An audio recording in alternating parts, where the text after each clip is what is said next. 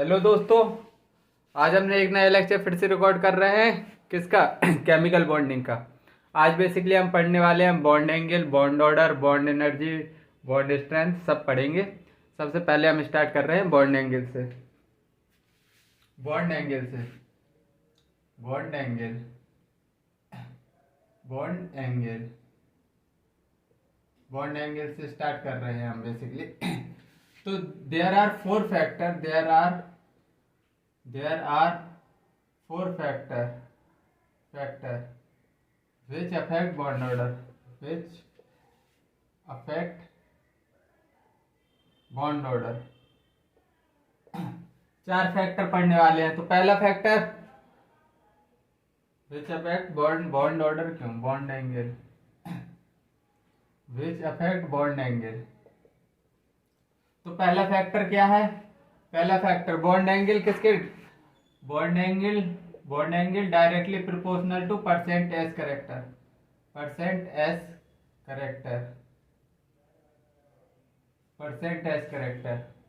देखो मैं जैसे SP2, SP3D,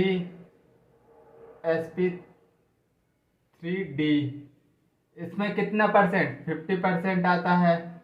निकालो ना, निकालना आता है तुमको? कैसे निकाला जाता है? एस कितना है? 1, टोटल 2 इंटू 100, तो 50 निकलेगा। इधर 33.5, इधर 2, एक एस है, टोटल 3 है। अब इसमें 25% निकल के आएगा। एसपीडी में कितना निकल के आएगा?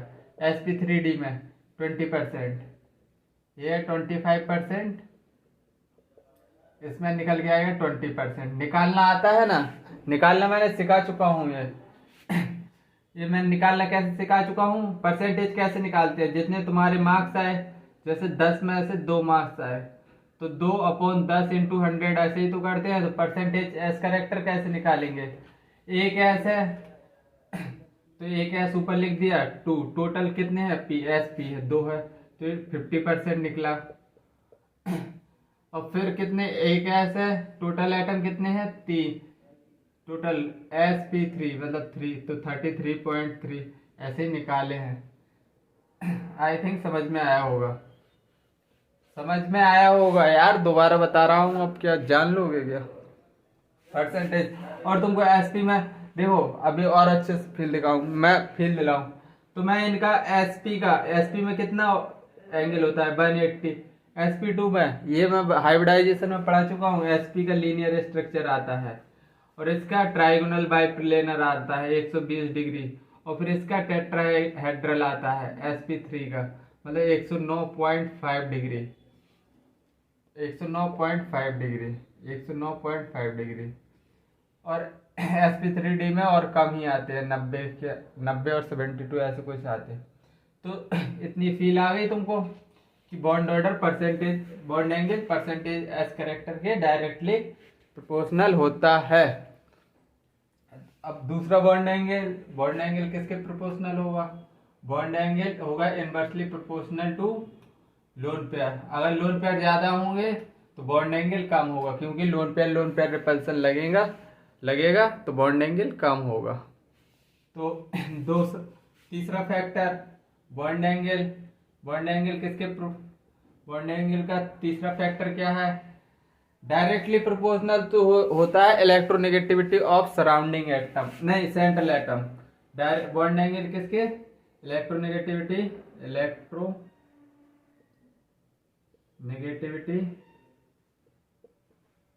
ऑफ क्या? Central atom.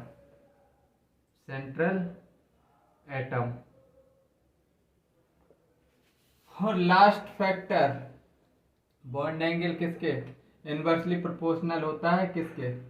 Electronegativity of surrounding atom. Electronegativity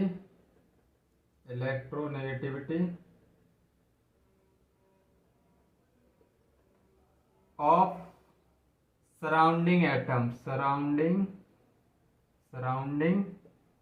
atoms. इतनी बात चमकी या नहीं? 1/, में है 1/, में इतनी बात चमकी तुमको या नहीं? अगर तुमको ये चार फैक्टर पता है तो तुम बॉन्ड एंगल का सभी क्वेश्चन निकाल ले जाओगे। तो चलो मैं क्वेश्चन ही करवाता हूँ, डायरेक्ट प्रैक्टिस करवाएंगे, ऐसे थोड़ी समझ में आता है थ्योरी से। तो चलो पहला क्वेश्चन करते हैं। पहला question, compare bond angle. Question, compare bond angle, compare bond angle BeCl2 का, BeCl2 का, BCl3 का और फिर CCl4 का और फिर लास्ट PCl5 का, PCl5 का। ये बेसिकली तो सबसे पहले हमारा पहला रूल क्या था? रूल को ऑर्डर वाइज लगाना है, ऐसे नहीं कि पहले चौथा रूल लगा दिया। ऑर्डर वाइज लगाओ। पहला रूल क्या था? इनकी हाइब्रिडाइजेशन लिखो। सबसे पहले क्या लिखना था तुमको? इनकी हाइब्रिडाइजेशन। तो इसकी हाइब्रिडाइजेशन कितनी आएगी? sp, और इसकी sp2, इसकी 3 सराउंडिंग, हाँ, इसकी sp3, इसकी sp3d। तो बॉन्ड एंगल क्या निकल के आएगा? परसेंटेज एस करेक्टर के डायरेक्टली प्रोपोर्शनल होता है। परसेंटेज एस करेक्टर इसमें 50 होता है, इसमें 33.5, इसमें 25%, इधर और कम हो जा रहा था, मतलब परसेंटेज एस करेक्टर डिक्रीज हो रहा है। और जबकि बॉन्ड एंगल डायरेक्टली प्रोपोर्शनल होता है परसेंटेज एस करेक्टर का, मतलब BeCl2 का ज्यादा होगा बॉन्ड एंगल, फिर उसके बाद आएगा BCl3 का, फिर उसके बाद CCl4 का, फिर उसके बाद बॉन्ड एंगल सबसे कम आएगा PCl5 का। चलो पहला क्वेश्चन निपट गया। दूसरा क्वेश्चन, हाइब्रिडाइजेशन निकालना तुमको आता है ना? हाइब्रिडाइजेशन निकालना सिखाया मैंने। नंबर ऑफ बैलेंस इलेक्ट्रॉन की वो भी बताना पड़ेगा। अब भैया हर जगह हर चीज नहीं बताई जा सकती। अब तुमको पूरे लेक्चर्स में इतनी प्रैक्टिस करवा चुका हूं मैं, कुछ बताई ना जाए। कंपेयर बॉन्ड एंगल ऑफ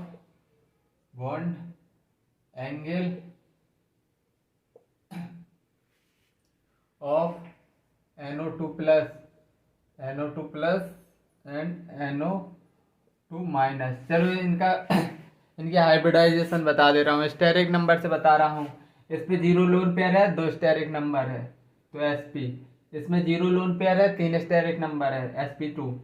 इसमें 0 लोन पेयर है, स्टेरिक नंबर है 4 कार्बन तो sp3। इसमें स्टेरिक नंबर है 5 क्योंकि 0 लोन पेयर है तो sp3d। बता दिया। अब खुश, दिक्कत नहीं आनी चाहिए तुम मेरे स्टूडेंट्स हो, मतलब। तो सबसे पहला क्या था? दूसरा NH3, किसके बीच में निकालना था बॉन्ड एंगल? NH3 और NH4 प्लस के बीच में, NH4 प्लस। चलो तुमको सब कुछ हाइब्रिडाइजेशन से भी करके तो NH3 का हाइब्रिडाइजेशन कितना आता है? NH4 प्लस का कितना आएगा हाइब्रिडाइजेशन? बताओ। इसका भी sp3 आएगा क्योंकि स्टेरिक नंबर होता है sigma plus lone pair. Steric number से कर दे रहा हूँ इसको। सिग्मा 3 है, लोन पेयर 1 है। सिग्मा तो 3 sigma plus 1 lone pair, 4 steric number है, तो मतलब इसकी हाइब्रिडाइजेशन आ रही है sp3। इसमें सिग्मा 4 है, लोन पेयर 0 है। सिग्मा 4 है, लोन पेयर कितना है? 0 है, तो स्टेरिक नंबर 4 आ रहा है, तो मतलब sp3। अगर हाइब्रिडाइजेशन सेम तो रूल 1 लग गया। रूल 1 सेम आ रहा है, रूल 1 सेम है, तो कहाँ शिफ्ट होंगे हम? रूल 2 की तरफ। रूल 1 सेम तो रूल 2 की तरफ शिफ्ट होंगे। रूल 2 में क्या देखना है? Lone pair. इसमें देखो 1 लोन पेयर है, इसमें 0 लोन पेयर है, 1 लोन पेयर 0 लोन पेयर। आप बताओ, inversely bond angle inversely proportional होता है ना लोन पेयर के, तो जिसका लोन पेयर ज्यादा उसका मतलब बॉन्ड एंगल कम। ठीक है, रूल 2 समझ में आ गया? कैसे रूल लग रहे हैं बस समझते जाओ। तीसरा question,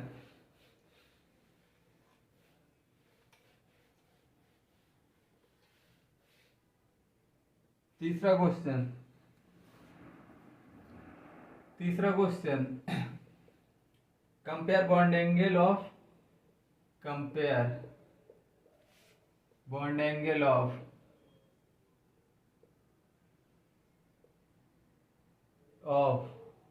NO2 positive and NO minus NO2 negative.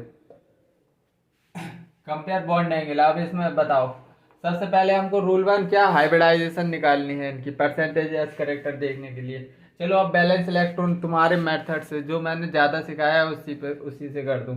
Balance electron पहले में देखो, बैलेंस इलेक्ट्रॉन कितना आ रहा है, फर्स्ट में NO2 पॉजिटिव में, तो बैलेंस इलेक्ट्रॉन कितना आ रहा है, नाइट्रोजन में 5 बैलेंस इलेक्ट्रॉन। ऑक्सीजन में कितने बैलेंस इलेक्ट्रॉन होते हैं, 6।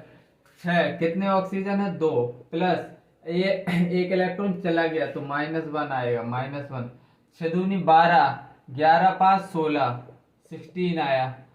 16 को किससे हम डिवाइड करेंगे, 16 को 8 से, 8 दूनी 16, तो मतलब Sp निकल के आ गया, NO2 प्लस का Sp निकल आया।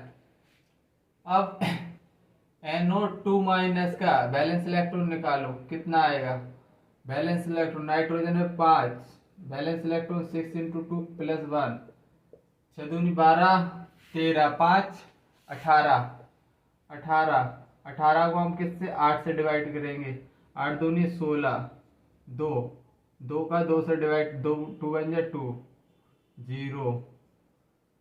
ये क्या है, sp2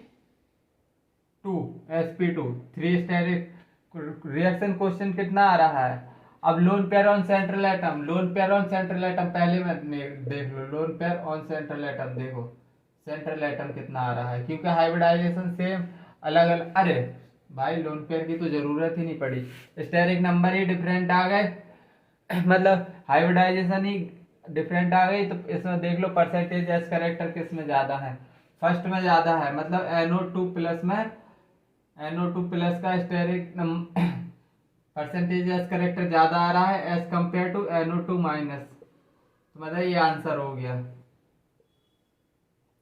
चमका या नहीं, और क्वेश्चन करवा रहा हूं, टेंशन मत लो, खूब क्वेश्चन करवा दूंगा बॉन्ड एंगल पे, तुम्हारे कमांड अच्छी हो जाएगी। इस पे क्वेश्चन पूछते भी है, प्रीवियस ईयर में काफी क्वेश्चन पूछे गए हैं। क्वेश्चन और देखो, कंपेयर बॉन्ड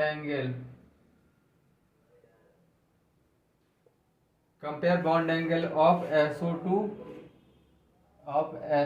एंड SO3, दोनों को बताओ। अब इसमें सबसे पहले हमको हाइब्रिडाइजेशन देखनी पड़ेगी, उसके लिए बैलेंस इलेक्ट्रॉन, SO2 के बैलेंस इलेक्ट्रॉन देखो, बैलेंस इलेक्ट्रॉन देखेंगे तो किसका, ओल्ड स्टाइल, मतलब 6 बैलेंस इलेक्ट्रॉन इसके हैं, प्लस 6 और 2 इलेक्ट्रॉन, 6 दूनी 12, 6 18, 18 को हम 2 से डिवाइड करेंगे, 2 4 जा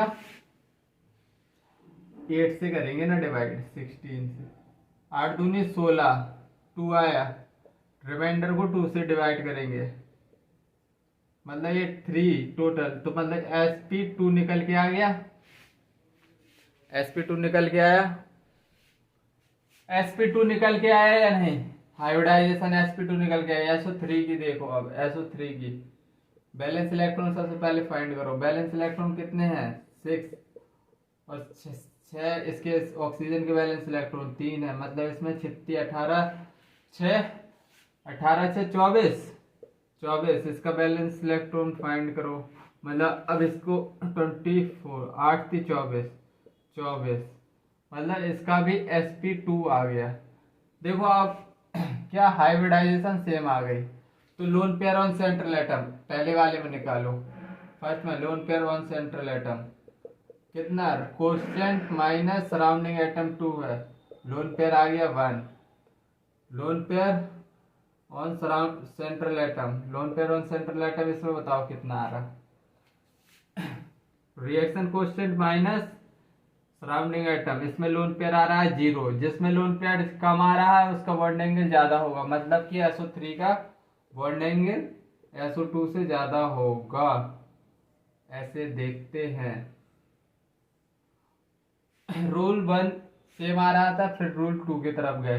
अगर रूल 2 भी सेम आता तो रूल 3 की तरफ जाते। देखो अभी मैं क्वेश्चन करवा रहा हूँ।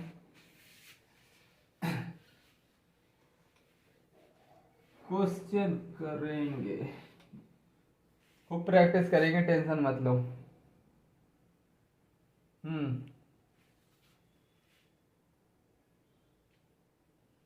चलो question, compare bond angle of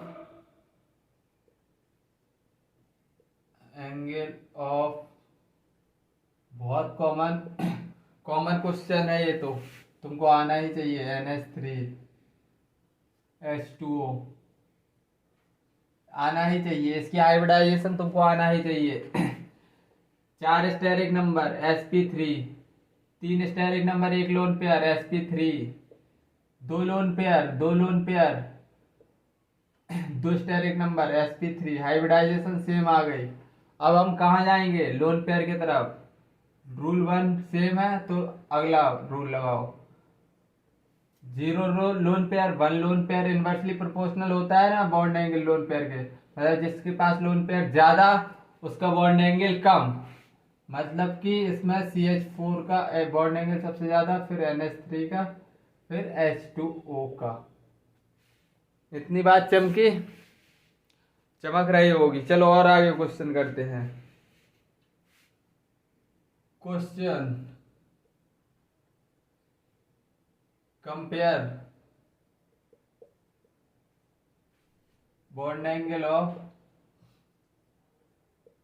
अब तुमको हाइब्रिडाइजेशन निकालनी आनी चाहिए, ऑफ PI3 SI3 और फिर SBI3।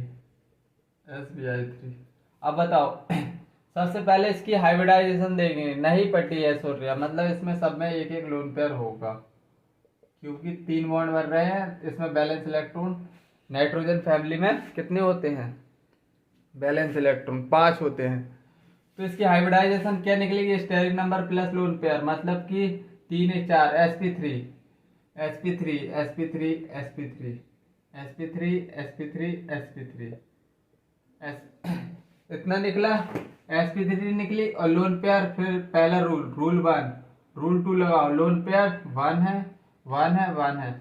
अब थर्ड रूल क्या था? इलेक्ट्रोनेगेटिविटी ऑफ सेंट्रल एटम देखो किसकी ज्यादा है। तो इलेक्ट्रोनेगेटिविटी किसकी ज्यादा है? ऊपर से नीचे इलेक्ट्रोनेगेटिविटी डिक्रीज करती है, तो किसकी ज्यादा है? पहले की ज्यादा है। तो थर्ड रूल लग के PI3 का बॉन्ड एंगल ज्यादा होगा, ASI3, फिर सबसे कम इसकी। चमके क्वेश्चन, इतने क्वेश्चन सफिशियंट है या और करवाऊं? चलो अब ड्रैगोस रूल समझ लो, उससे भी एक क्वेश्चन थोड़ी जेई मेंस में, जेई मेंस में और एक बार नीट में भी क्वेश्चन आ गया है। जेई मेंस का बेसिकली टॉपिक है ड्रैगोस रूल, लेकिन हम पढ़ ले रहे हैं, हमारा पढ़ने में क्या जाता है। ड्रैगोस रूल 15 मिनट में समझ में आ जाएगा, 5 मिनट में समझ में आ जाएगा। ड्रैगोस रूल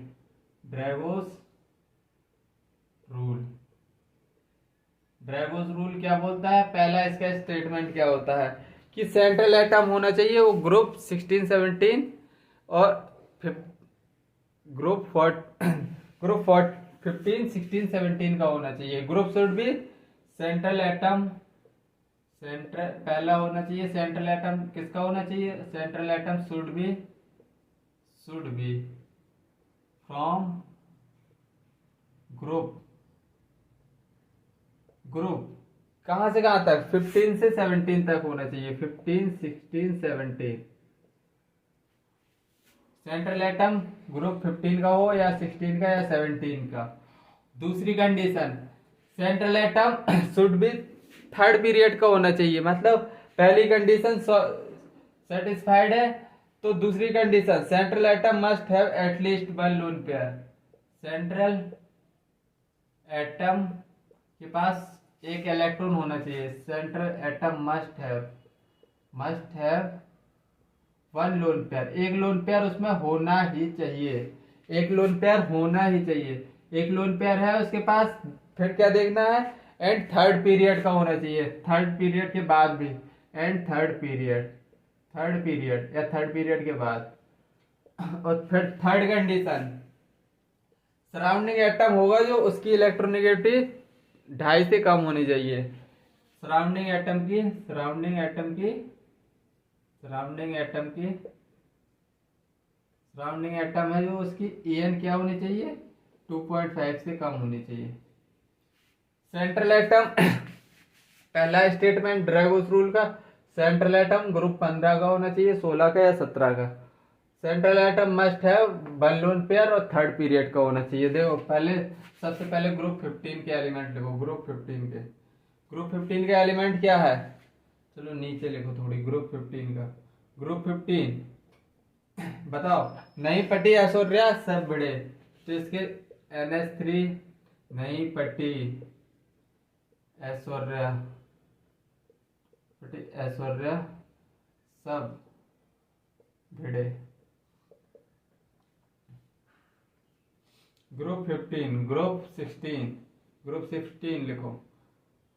ओल्ड स्टाइल से ट्रिपो H2O, ओल्ड स्टाइल से टीपो।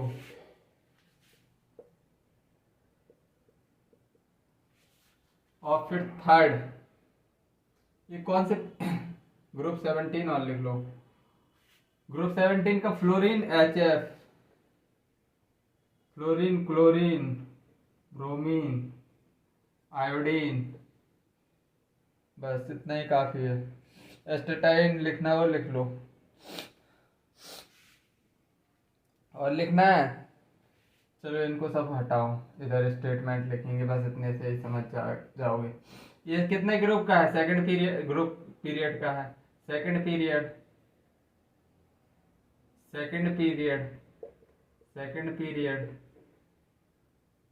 Third period fourth period, fifth period. अब समझ में आना चाहिए। देखो ड्रैगोस रूल क्या बोलता है कि सेंट्रल एटम होना चाहिए ग्रुप 15, 16, 17 का होना चाहिए। सेंट्रल एटम मस्ट हैव एक लोन पेयर, इस पे भी एक लोन पेयर रहेगा, इस पे 2 रहेगा, इस पे 3 रहने वाला है। बेसिकली इसमें 5 वैलेंस इलेक्ट्रॉन होते हैं नाइट्रोजन फैमिली में, 3 बॉन्ड बना लिए हैं, मतलब कि इसमें एक लोन पेयर तो है, इसमें 2 लोन पेयर रहेंगे क्योंकि इसमें वैलेंस इलेक्ट्रॉन 6 होते हैं। तो देखो दूसरी कंडीशन भी सेटिस्फाइड हो रही है। और थर्ड पीरियड का होना चाहिए, थर्ड पीरियड ऑनवर्ड्स, मतलब ये सब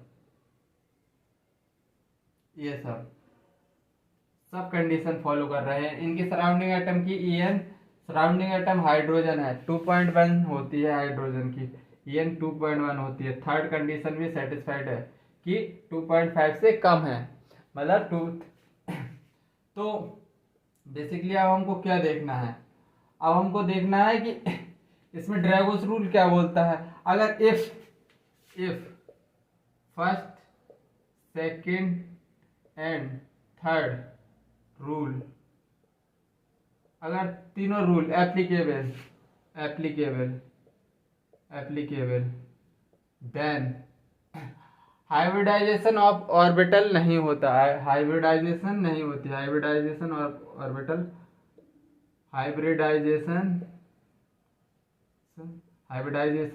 do not takes place.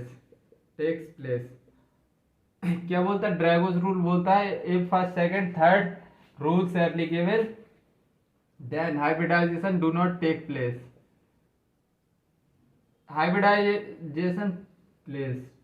Hybridisation नहीं होगी, क्या होगी, इंटरमिक्सिंग ऑफ प्योर ऑर्बिट। क्या होगी, intermixing of pure orbit. Pure orbit participate इन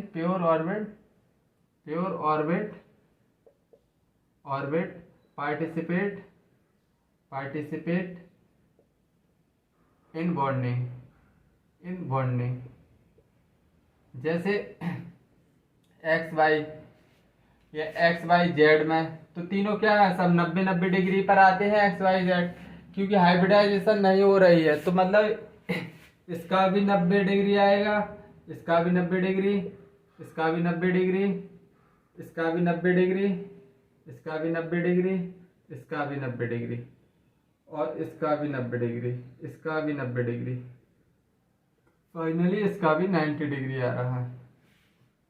ये ड्रैगो रूल बोलता है कि इन सबके बॉन्ड एंगल 90 डिग्री ही आएंगे। ड्रैगोज रूल चमका तो एक क्वेश्चन करवा दिया जाए, बताओ चमका या नहीं? चमका हो तो एक क्वेश्चन करवाया जाए, अच्छा तड़कता भड़कता, जेईई मेंस लेवल का है, संभाल लेना अच्छे से, संभाल पाओगे? जेईई मेंस लेवल का करवा रहा हूँ, मतलब है नीट में अभी आया है ऐसा क्वेश्चन, तो ऐसा वो नहीं कि भैया गड़बड़ कर रहे हो, कहानी जेईई की तरफ शिफ्ट कर रहे हो। Compare bond angle of ammonia NF3 PF3 PH3, इनका बॉन्ड एंगल कैलकुलेट करके बताना है। तो देखो सबसे पहले तुमको ये देखना है कि इसमें किस में ड्रैगोस रूल लग रहा है। तो सबसे पहले देखो कि ये ग्रुप 15, 16, 17 के हैं, हाँ ग्रुप 15 के हैं, 16 के, ग्रुप 15 के हैं, मतलब ग्रुप 15, 16, 17 में लगता है। तो ग्रुप 15 के हैं, पहला रूल वैलिड है। ड्रैगोस रूल किस में लग रहा है हम वो फाइंड कर रहे हैं, इतनी बात याद रखना। और दूसरा पॉइंट क्या देखना था कि सेकंड पीरियड का नहीं होना चाहिए, वो थर्ड, एक लोन पेयर होगा, सबके पास एक लोन पेयर है, क्या वो थर्ड पीरियड सेकंड पीरियड का नहीं होना चाहिए, थर्ड पीरियड के बाद का होना चाहिए। तो मतलब ये दोनों कट गए। बॉन्ड एंगल फाइंड कर रहे हैं, अब ये ड्रैगोस रूल में नहीं लग रहा है, इन पे ड्रैगोस रूल लग रहा है थर्ड पीरियड में। अब थर्ड कंडीशन थी कि इलेक्ट्रोनेगेटिविटी सराउंडिंग एटम की 2.5 से कम होनी चाहिए, फ्लोरीन की 4 होती है, इसलिए इसमें एप्लीकेबल नहीं होगा, ओनली PS3 में ड्रैगोस रूल लगेगा। मतलब कि एंगल ऑफ PS3 कितना निकल के आ जाएगा, 90 डिग्री। इसमें हाइब्रिडाइजेशन तो टेक्स प्लेस नहीं करती, pure orbit participate in bonding, मतलब जैसे एक्स एक्सिस में, वाई एक्सिस में, फिर जेड एक्सिस में, मतलब axis to axis, X Z Y कुछ भी लिख लो। तो इतनी बात समझ में आई, ये 90 डिग्री हो गया। अब तुमको इसमें इन तीनों में कंपेयर करना है किसका बॉन्ड एंगल ज़्यादा है। तो पहला है NH3, फिर है NF और PF3, इनका सबका फाइंड करना है। तो पहला रूल क्या था, सबसे पहले हाइब्रिडाइजेशन निकालो। हाइब्रिडाइजेशन पहला रूल, हाइब्रिडाइजेशन तो sp3 आ रही है सब में, क्योंकि लोन पेयर एक है। स्टेरिक नंबर सिग्मा 3 है, 3 हाइड्रोजन है, 3 फ्लोरीन है, 3 हाइड्रोजन है। sp3 हाइब्रिडाइजेशन निकाल के आ गई, sp3 लोन पेयर चेक करो, लोन पेयर भी सेम है। तो third condition central electronegativity of central atom देखना है। अब डायरेक्टली प्रोपोर्शनल होता है इलेक्ट्रोनेगेटिविटी ऑफ सेंट्रल एटम, तो इन दोनों की ज़्यादा है। तो मतलब इतना तो कंफर्म हो गया, NH3 और NF3 में इनका बॉन्ड एंगल PS3 से ज़्यादा ही होगा। अब चौथी कंडीशन क्या थी? चौथी कंडीशन थी कि electronegativity of surrounding atom inversely proportional होता है, मतलब जिसकी इलेक्ट्रोनेगेटिविटी ज्यादा तो उसका बॉन्ड एंगल कम निकलेगा, मतलब कि NH3 का NF3 से ज्यादा, NH3 का NF3 से ज्यादा, और PS3 बेसिकली sp3 है, तो ये तो sp3 है, तो 109 के समथिंग तो है इनका एंगल। तो मतलब कि इन सब का sp3 हाइब्रिडाइजेशन आ रहा है, तो मतलब कि इनका 109.5 डिग्री तो एंगल रहने वाला है। मतलब कि सबसे कम किसका होगा, एंगल ऑफ PS3 है। हाँ ये PH3 PF3 लिखना चाहिए ना इधर, PF3 PF3 PF3। चलो सही है, बकाया सब बिल्कुल सही है, ये आंसर है हमारा। अब हम आगे बढ़ते हैं बॉन्ड लेंथ की तरफ। बॉन्ड एंगल हो गया, अब हम बॉन्ड लेंथ की तरफ बढ़ेंगे। बॉन्ड लेंथ की तरफ, बॉन्ड लेंथ समझिएगा।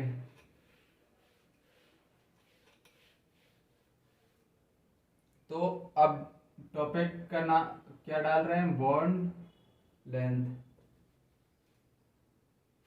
Bond length, bond length. अब हम बॉन्ड लेंथ पढ़ेंगे। बॉन्ड लेंथ बेसिकली पहला रूल लिख लो पहले, रूल 1। तो बॉन्ड लेंथ होता है वो किसके, bond length inversely proportional to delta E N. पहला बॉन्ड लेंथ सीधा अच्छे से लिखो, बॉन्ड लेंथ किसके, inversely proportional to delta E N, electronegativity difference. Electronegativity Pauling scale पढ़ा चुका हूँ पीरियोडिक टेबल में। और rule two bond length inversely proportional to bond order. Bond length is inversely proportional to bond order. जैसे single bond का bond length ज्यादा होती है as compare to double bond, और ट्रिपल बॉन्ड की सबसे कम बॉन्ड लेंथ होती है। इतनी बात समझ में आई।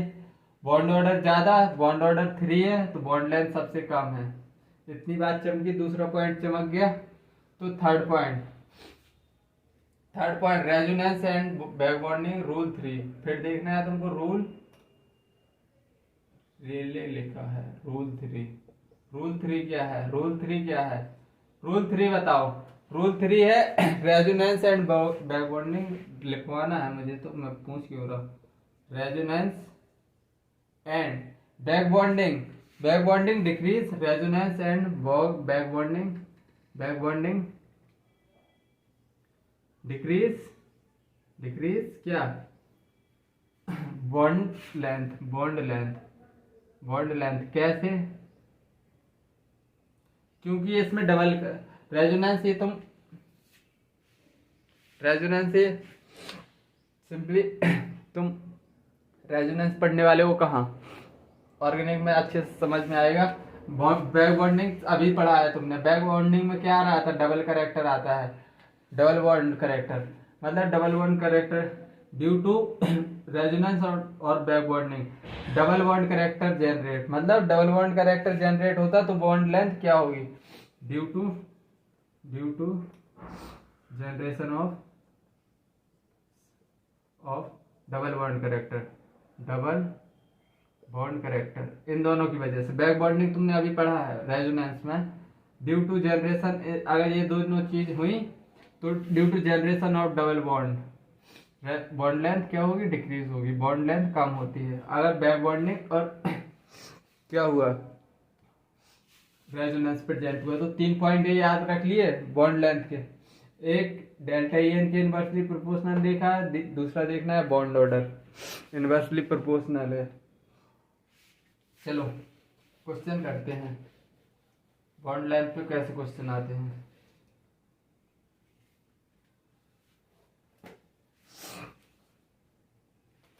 क्वेश्चन HF, दूसरा है HCl, फिर है HBr, फिर है HI। इसका बताना है bond length order, bond length order बताओ। तो सबसे पहले bond length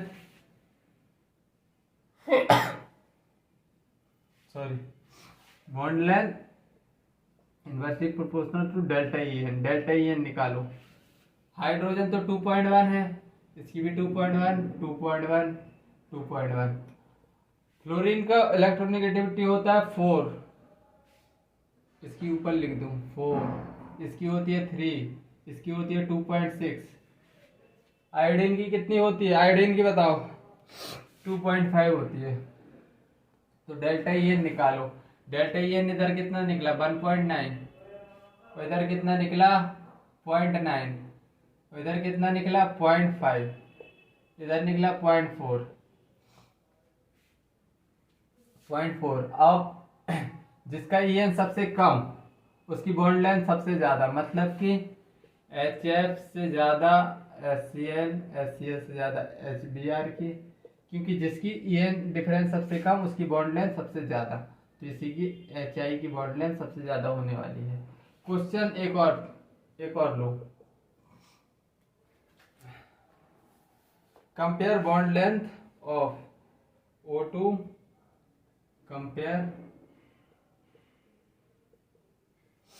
compare bond length of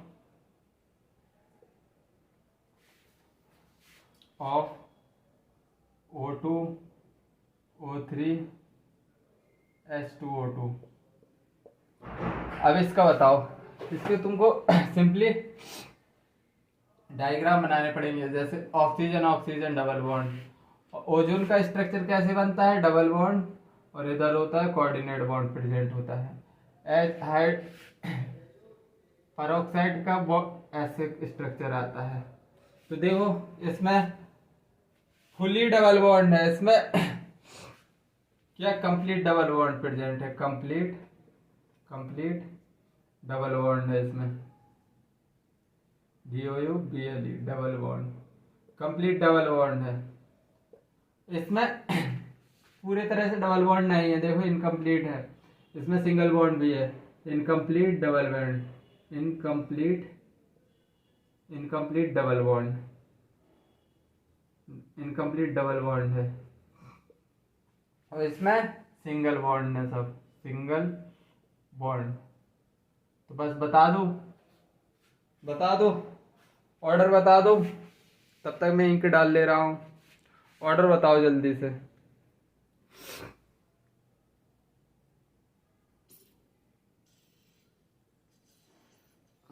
order बताओ ऑर्डर। तो देखो डबल बॉन्ड है तो बॉन्ड लेंथ कम होगी, कंप्लीट डबल बॉन्ड है तो इसकी बॉन्ड लेंथ सबसे कम होगी, सिंगल बॉन्ड की बॉन्ड लेंथ सबसे ज्यादा होगी। आई थिंक चमक गया होगा। अब हम मूव कर रहे हैं बॉन्ड एनर्जी की तरफ, बॉन्ड एनर्जी बॉन्ड स्ट्रेंथ की तरफ।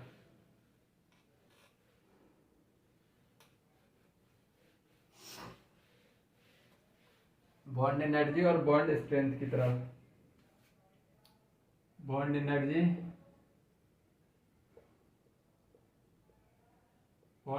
और बॉन्ड स्ट्रेंथ, और किसकी तरफ बॉन्ड स्ट्रेंथ और बॉन्ड स्ट्रेंथ।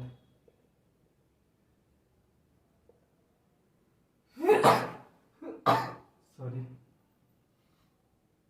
बॉन्ड एनर्जी और बॉन्ड स्ट्रेंथ देख रहे हैं।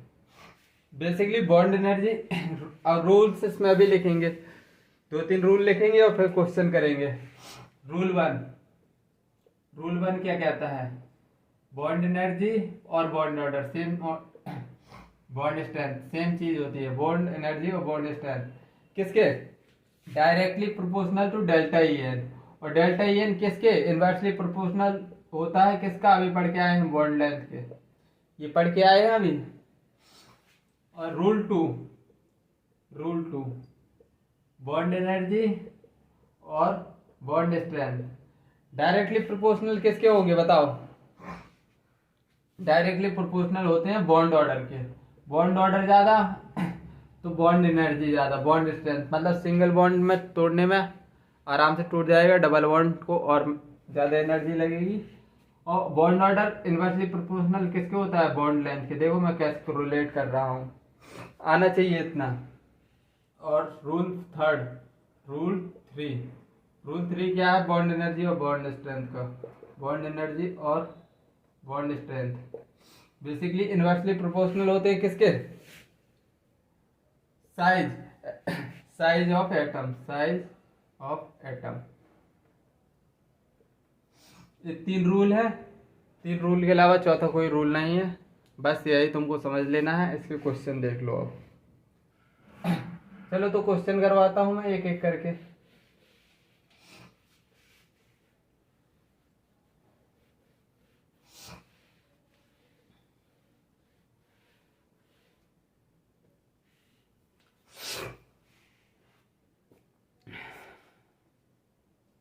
चलो क्वेश्चन है करवाना।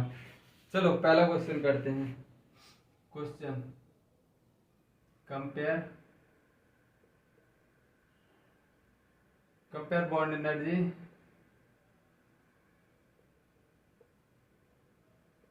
Bond energy of HF, HCl, HBr, HI।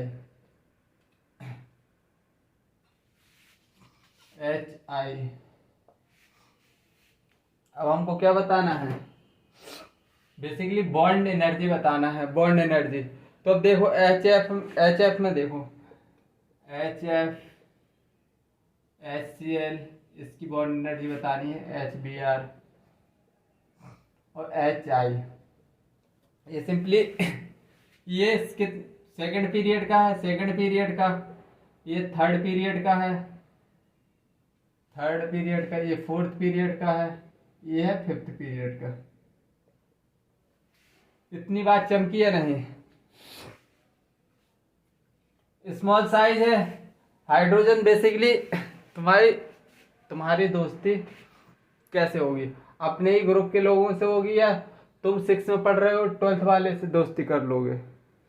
तो बेसिकली इसकी बॉन्डिंग स्मॉल साइज है, तो बॉन्डिंग क्या हो रही है इसमें? स्मॉल साइज है दोनों का। स्मॉल साइज, गुड ओवरलैपिंग अच्छी हो रही है, गुड ओवरलैपिंग। तो बॉन्ड स्ट्रेंथ भी ज्यादा होगी, मतलब कि इसकी बॉन्ड स्ट्रेंथ सबसे ज्यादा होगी। फिर ये इसकी साइज सबसे ज्यादा है, बहुत ज्यादा। और ये बहुत छोट अरे सिंपली ऐसे समझ लो ना, और बड़ा कर दो। तो किसमें ओवरलैपिंग सबसे अच्छी होगी? इसमें। इतनी बात समझ में आई? तो पहला क्वेश्चन। एक और क्वेश्चन करते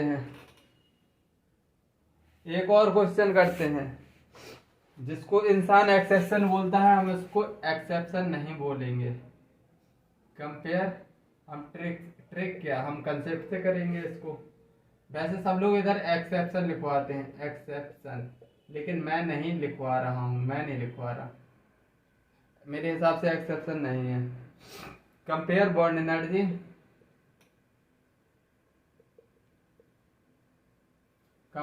energy of carbon, nitrogen, oxygen, और किसका? फ्लोरीन के। Compare bond energy. अब इनके बीच में बॉन्ड एनर्जी बताओ। तो देखो, कार्बन, फिर है नाइट्रोजन, फिर है ऑक्सीजन, फिर है फ्लोरीन। अब इसमें कितने इलेक्ट्रॉन होंगे? 3 पेयर ऑफ इलेक्ट्रॉन। इसमें 2 पेयर ऑफ इलेक्ट्रॉन, इसमें 1 पेयर ऑफ इलेक्ट्रॉन, इसमें कोई इलेक्ट्रॉन नहीं होंगे। तो देखो इधर ये स्मॉल साइज फ्लोरीन का स्मॉल साइज है, और लोन पेयर है, तो इसमें रिपल्सन लगेगा ना, रिपल्सन ज्यादा लगेगा, तो बॉन्ड आसानी से टूट जाएगा। मतलब इसकी बॉन्ड एनर्जी सबसे कम होने वाली है, क्योंकि ऑलरेडी ये रिपल्सन फील करा रहा है। मतलब फ्लोरीन एक दूसरे को रिपेल कर रहा है, मतलब इसकी बॉन्ड एनर्जी सबसे कम होगी। और इसकी सबसे कम, इसकी थोड़ी, इसमें 2 इलेक्ट्रॉन है, थोड़ी और ज्यादा रिपल्सन कम। मतलब रिपल्सन इधर सबसे ज्यादा, तो सबसे कम बॉन्ड एनर्जी। चमके दोनों क्वेश्चन या नहीं? पता नहीं, आज जुकाम हो गया। चलो और क्वेश्चन करते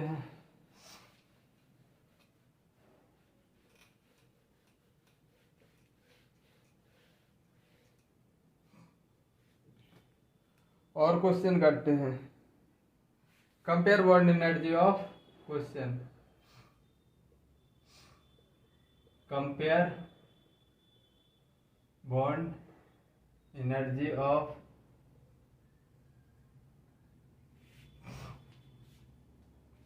compare bond energy of silicon silicon, phosphorus phosphorus, sulphur sulphur, chlorine chlorine. अब देखो इसमें तुमको क्या देखना है, देखो साइज का सी नहीं पटी ओल्ड साइज, साइज क्या हो रहा है, साइज कम हो रहा है, साइज क्या हो रहा है, कम हो रहा है। इसमें अब लोन पेयर रिपल्सन मत देखने लगना, क्योंकि क्लोरीन अब बड़ा है तो लोन पेयर ज्यादा एक दूसरे को रिपेल नहीं करेंगे। अब इसमें साइज कम हो रहा है और बॉन्ड एनर्जी बेसिकली साइज, अगर ये साइज कम हो रहा है तो बॉन्ड एनर्जी क्या हो रही है, बेसिकली बढ़ रही है।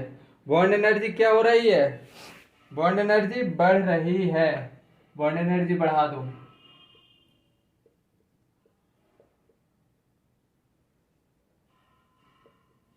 और बढ़ा दो, ठीक है। इसमें मैं रीजन दे रहा हूं, समझना। इसमें एटम बड़ा है, लोन पेयर 3 तो लोन पेयर होंगे इसमें भी, लेकिन साइज बड़ा है, रिपल्सन कम लगेगा इसमें, इसीलिए रिपल्सन वाला कंसेप्ट मत घुसा देना, वरना आता हुआ क्वेश्चन गलत हो जाए। चलो और क्वेश्चन कर लो। Compare bond energy, compare bond energy, carbon carbon के बीच में, सिलिकॉन सिलिकॉन के बीच में, नाइट्रोजन नाइट्रोजन, फास्फोरस फास्फोरस के बीच में, ऑक्सीजन ऑक्सीजन के बीच में, सल्फर सल्फर के बीच में, फ्लोरीन फ्लोरीन के बीच में, और क्लोरीन क्लोरीन के बीच में। अब बताओ, अब इसमें बताओ, देखो सबसे पहले कासीस क्या लिखा था इधर, कार्बन लिखा था, कार्बन कार्बन लिखा था। साइज बढ़ गया, बॉन्ड एनर्जी पहला पहला कर रहे हैं, साइज साइज बढ़ गया तो बॉन्ड एनर्जी, साइज बढ़ गया काशी तो बॉन्ड एनर्जी कम हो जाएगी। अब इसमें नहीं पटी, इसमें क्या लगेगा, इसमें लोन पेयर रिपल्सन लगेगा, लोन पेयर रिपल्सन, तो इसकी बॉन्ड एनर्जी कम हो, लोन पेयर रिपल्सन, और इसमें भी लोन पेयर रिपल्सन लगेगा, इसमें भी लोन पेयर रिपल्सन ही लगने वाला है। फ्लोरीन छोटा है, ऑक्सीजन भी छोटा, ओल्ड स्टार ये 3rd पीरियड के है, इसमें ज़्यादा बड़ा साइज होगा, उतना ज़्यादा रिपल्सन फील नहीं करेंगे। तो इतना लेक्चर तुमको चमका। चलो आज का लेक्चर इधर ही समाप्त करते हैं, जब तक के लिए बाय, जय हिंद, टेक केयर।